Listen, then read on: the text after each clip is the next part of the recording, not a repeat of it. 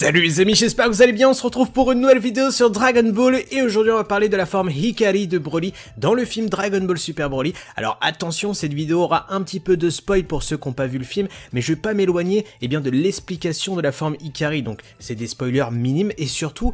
qu'on va débattre sur la possibilité d'avoir le Super Saiyan 4 par la suite dans Dragon Ball Super. Pour la plupart d'entre vous, ceux qui ont joué à Dragon Ball Legends ou encore à Dokkan Battle ou tout simplement qu'ils ont suivi tous les synopsis, spoilers, design avant la sortie du film, vous savez que Broly a la forme Hikari, Super Saiyan et Full Power dans le film Dragon Ball Super Broly. Là où c'est très intéressant, c'est que jusqu'alors dans Dragon Ball, Dragon Ball Z ou dans tout l'univers canon de Dragon Ball, jamais la puissance de l'Ozaru avait été impactée sur une forme standard. Jusqu'à présent, avant la sortie du film Dragon Ball Super Broly, la seule série qui avait eu les couilles entre guillemets d'exploiter la puissance de l'Ozaru, de la remettre au goût du jour, c'était dans Dragon Ball GT avec le Super Saiyan 4 qui était la forme ultime du Saiyan. C'était très intéressant puisqu'il y avait une logique derrière tout ça, mais le problème c'est que cette forme du Super Saiyan 4 n'était pas canon à l'œuvre originale d'Akira Toriyama puisque Dragon Ball GT n'est pas écrit, pas scénarisé et surtout n'est pas la suite officielle de Dragon Ball. Et rappelez-vous, dès le premier teaser du film Dragon Ball Super Broly, on ne savait même pas encore que c'était le personnage de Broly, qu'on avait déjà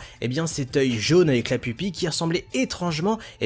aux yeux du Super Saiyan 4 et dès lors on était parti sur des théories, mais est-ce que le Super Saiyan 4 allait être exploité mais surtout canonisé dans l'univers de Dragon Ball? J'ai envie de dire, à l'heure d'aujourd'hui maintenant tout est possible avec Broly, Gogeta qui ont été canonisés dans Dragon Ball, maintenant on n'est pas à l'abri d'avoir le Super Saiyan 4 dans la suite de Dragon Ball Super. Ayant vu le film Dragon Ball Super Broly, quand je dis on n'est pas à l'abri d'avoir le Super Saiyan 4, pour moi c'est une très bonne nouvelle puisque la forme Hikari commence à exploiter l'essence, le pouvoir de l'Ozaru en forme standard, donc en forme humanoïde, et c'est là où c'est très intéressant parce que je vais pas vous dire comment Broly va claquer cette forme face à Goku et Vegeta. Tout ce que je peux vous dire c'est par rapport au trailer, vous l'avez vu, sous cette forme Goku et ses gigotes se fait latter la gueule, bouffe de la glace pilée par Broly. Là où c'est super intéressant c'est que Broly à ce moment là n'a pas encore le Super Saiyan et cette forme Hikari est tout simplement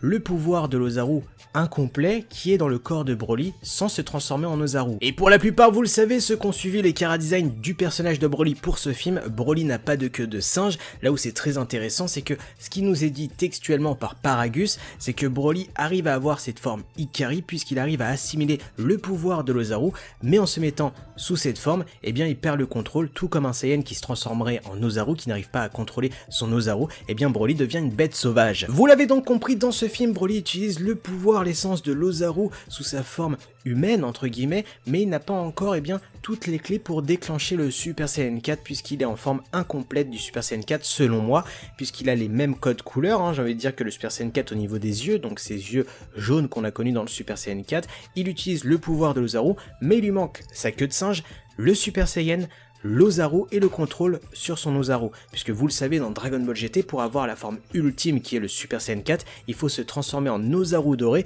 puis avoir le contrôle de l'Ozaru doré pour enfin accéder à la puissance ultime du Saiyan qui est le Super Saiyan 4. Alors bien sûr pour l'instant on reste au stade théorique, donc pas besoin de chier une pendule, et de toute manière je pense que même si le Super Saiyan 4 arriverait dans Dragon Ball Super, on aurait son chara-design qui serait un poil changé. Bon là il n'y a pas de vanne par rapport à son pelage, mais tu vois ce que je veux dire, tout simplement comme Broly dans Dragon Ball Super a été un petit peu changé au niveau de son chara-design, au niveau de son tempérament, au niveau de sa psychologie, son background, peut-être que tout le fondement du Super Saiyan 4 serait aussi changé pour l'adapter dans Dragon Ball Super. Et je vais pas vous le cacher, pour moi la forme Hikari de Broly n'a pas été amenée par hasard dans ce film, pour rien tout simplement. Pourquoi Goku et Vegeta n'ont jamais trouvé